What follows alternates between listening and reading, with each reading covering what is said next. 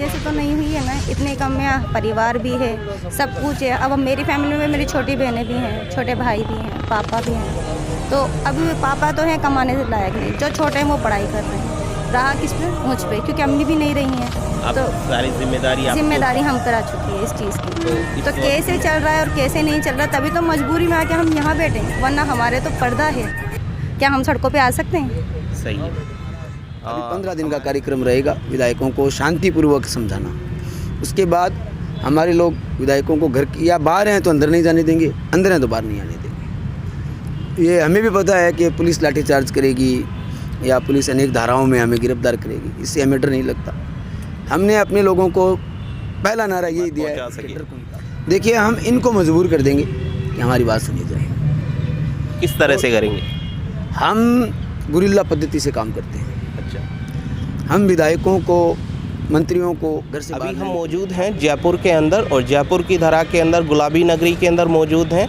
इस वक्त के अंदर ये जो आप पीछे का नज़ारा आप देख सकते हैं कि अनिश्चितकालीन जो धरना चल रहा है मदरसा पैरा टीचर्स और शिक्षा कर्मियों को लेकर, जो अनिश्चितकालीन जो धरना चल रहा है लगातार 15 अक्टूबर से जो ये धरना चल रहा है। और हम बता सकते हैं कि किस तरह से ये जो टीचर्स की जो इनको नियमित करने के लिए मांग रख रहे हैं, और लगातार जो लोग धरने पर बैठे हैं इनसे आपकी बात करवाएंगे, उनसे रूबरू करवाएंगे, उनके जो विचार हैं उनके ख़ास विचारों से मुखातिब करवाएंगे कि आखिर उनके क्या विचार हैं और क्या ज़रूरी मांग है उनकी। और हम हमारे साथ में मौजूद हैं, आपका नाम?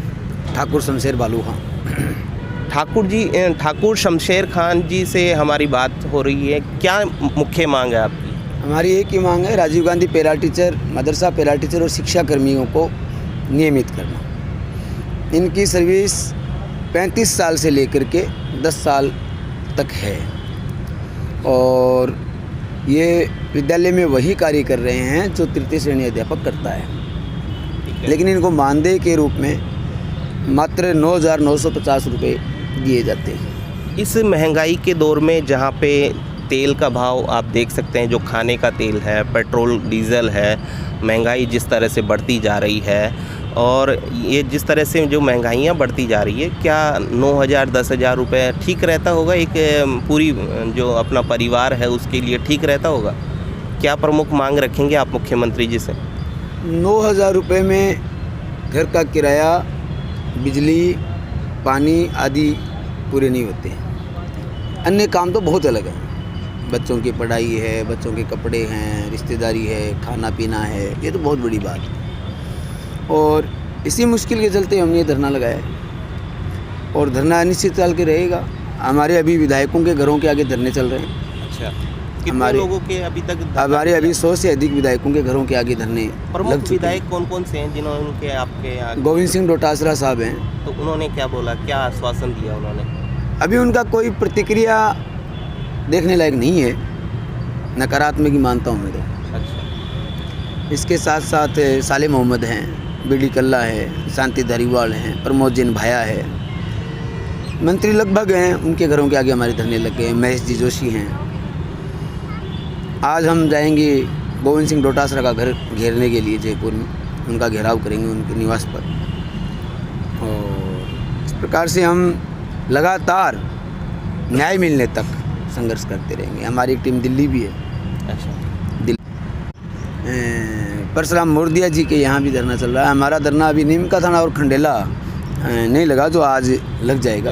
हाँ, ये अपने धोध भी लग जाएगा आज। अच्छा, आप पक्ष में हैं, विपक्ष में हैं, इससे हमें कोई मतलब नहीं। सही है। आप सरकार हैं या विपक्ष हैं, इससे हमें कोई मतलब नहीं है। आप किस पार्टी से संबंधित हैं, हमें इससे कोई मतलब नहीं है। आप उस पीड़ित, शोषित और वंचित व्यक्ति के बारे में अपनी आवाज़ उठाइए। आप 200 विधायक हैं, 200 के 200 विधायक अपनी 200 के 200 विधायक अपनी आवाज़ अगर विधानसभा में उठाएंगे तो जरूर क्या ये लगता काम है आपको कि 200 विधायक आपकी आवाज़ उठा पाएंगे? क्या लगता है आपको? देखिए, जब चुनाव हुए थे तब कांग्रेस पार्टी ने अपने घोषणा पत्र में घोषणा की थी कि इनको नियमित किया जाएगा। अच्छा, 3 साल हो गए, नहीं हुआ। इसके साथ बीजेपी ने भी अपने घोषणा पत्र में घोषणा की थी कि इनको अगर हमारी सरकार बनती है तो इनको नियमित किया जाएगा, लेकिन नहीं हुआ।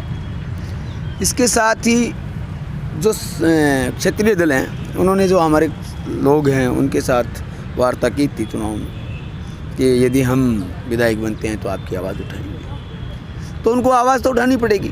वो अगर मर्जी से और खुशी से उठाते हैं ठीक है, वरना मजबूर कर देंगे उनको। हमारा एक सिस्टम रहता है विधायकों के घरों के हम ताकि हम तब तक थाली बजाते हैं जब तक वो बाहर नहीं आते हैं। अच्छा, तो ये बड़ा दिलचस्प मामला है कि जब तक उनके कानों के अंदर जो तक नहीं रेंगती ना तब तक वो थाली बजाते हैं, और तब तक वो जब तक वो बाहर नहीं आ जाते तब तक थाली बजाते रहते हैं। तो ये बड़ा अच्छा तरीका है इनका कि तो आना तो पड़ेगा उनको। लेकिन ये ज़रूरी बात है कि इनको पैरा टीचर्स हैं, इनको नियमित करना ये बड़ी बात है। क्या लगता है आपको कितने दिनों में आपकी बात मान ली जाएगी, कितने दिनों में नहीं मानी जाएगी? सरकार सो रही है, आप बता रहे थे कि घोषणा पत्र में ये सारी चीज़ें बताई गई, और 3 साल हो गए लगातार जो सरकार जो नई आ गई है, कांग्रेस की जो सरकार है यहाँ पे, वो अभी तक आ चुकी है। केंद्र में बीजेपी की सरकार है, और कहीं ना कहीं मुझे लगता है कि जो जनता की सुननी चाहिए। तो क्या लगता है आपको कि कौन सी सरकार आपकी सुन सकती है? क्या लगता है? देखिए, पिछली बार भाजपा ने वादा किया था, अच्छा, इसने नहीं किया। अब कांग्रेस ने वादा किया, ये नहीं सुन रही है, तो कौन सी को सही बताएं? तो आपको क्या लगता है कि राजस्थान के अंदर कोई तीसरी पार्टी आनी चाहिए? क्या लगता है आपको, क्या सोच रहे हैं आप? देखिए, आगे आने वाला सिस्टम, ये जो मंच है ये राजनीतिक मंच नहीं है। हम किसी मंच की बात नहीं कर रहे कि आप बोल रहे हैं कि राजस्थान के अंदर भाजपा सरकार आती है, 60 साल हो गए, 60-70 साल के दरमियान जो भी बातें हैं, हम किसी भी तरह से आपको राजनीति की बात आई है तो आगे तक जानी चाहिए। तो जिस तरह से आप बोल रहे हैं कि भाजपा ने नहीं सुनी, भाजपा ने हाँ कहा, और ये तो वो बात हो गई कि हाँ करके मुकर जाना, तो भाजपा ने आपकी बात नहीं सुनी। कांग्रेस की सरकार आई तो 3 साल से ज़्यादा हो गए, अभी तक उन्होंने नहीं सुनी। तो क्या लगता है आपको कि अब आपको क्या लगता है कि आगे आके कि आप फिर भाजपा चुन लेंगे, फिर वो नहीं सुनेंगी तो कौन सुनेगा? कोई ना कोई तो ऐसा आदमी होना चाहिए, कोई ना कोई आपकी बात पहुंचा सके। देखिए, हम इनको मजबूर कर देंगे कि हमारी बात सुनी जाए। किस तरह से करेंगे? हम गुरिल्ला पद्धति से काम करते हैं। अच्छा, हम विधायकों को, मंत्रियों को घर से बाहर नहीं निकलने देंगे। ये हमारा अभी 15 दिन का कार्यक्रम रहेगा, विधायकों को शांतिपूर्वक समझाना। उसके बाद हमारे लोग विधायकों को घर या बाहर हैं तो अंदर नहीं जाने देंगे, अंदर हैं तो बाहर नहीं आने देंगे। ये हमें भी पता है कि पुलिस लाठीचार्ज करेगी या पुलिस अनेक धाराओं में हमें गिरफ्तार करेगी, इससे हमें डर नहीं लगता। हमने अपने लोगों को पहला नारा यही दिया है कि डर को निकाल दो। डर तुम्हारे किस काम का नहीं है, डर तुम्हारा दुश्मन है। और डर जब निकल गया, विधायक के घर के आगे धरना देना छोटी बात है क्या? और वो मंत्री के घर के आगे धरना देना, ऐसे ऐसे मंत्रियों के घरों के आगे धरने दिए जा रहे हैं जिनके डर से लोग कांपते हैं। ऐसे विधायक हैं कुछ जिनके घर के आगे खड़ा होना बड़ी बात है, वहाँ पे लोगों ने तंबू गाड़ दिए। छोटी बात है क्या? बहुत बड़ी बात है। और जब 200 विधायकों के घरों आगे धरने शुरू हो जाएंगे, फिर हम अगला प्रयास करेंगे विधायकों का सम्मेलन बुलाने का। हम एक सम्मेलन बुलाएंगे विधायकों का, विधानसभा बार लगाएंगे। तो पूरी तरीके से मांग है कि ये सरकार मानेगी, आपकी मानना पड़ेगा, मानना पड़ेगा, हर हाल में मानना पड़ेगा।